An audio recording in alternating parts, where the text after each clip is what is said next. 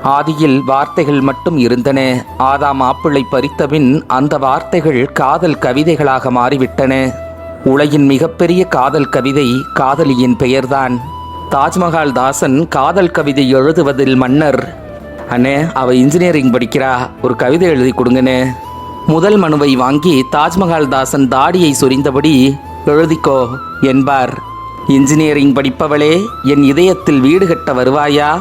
அந்த கவிதையால் அதை வாங்கிச் சென்றவனின் காதல் வெற்றி பெற தாஜ்மஹால் தாசனின் புகழ் பரவும். கவிஞரே, என் ஆளு 47A பஸ்ஸில் வருவா, எப்படியாவது சக்சஸ் பண்ணி கொடுங்க என்பான் ஒருவன்.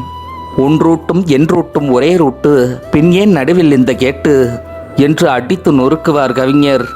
ஏற்றுமதி ஆடை நிறுவனத்தில் வேலை செய்யும் பெண்ணா, நீ வெட்ட வெட்ட நான் கிழிந்து கொண்டிருக்கிறேன். குயின் மேரிஸில் படிப்பவளா, என் செஸ் போர்டில் நீதான் குயின். என் ராஜாவுக்கு எப்போது செக் வைப்பாய்? சர்ச் பார்க்கில் படிப்பவளா, சர்ச் பார்க் சர்ச் ஆகிவிட்டது. உன் இதயத்தை திருடிவிட்டு நான் பாவ மன்னிப்பு கேட்பதால்.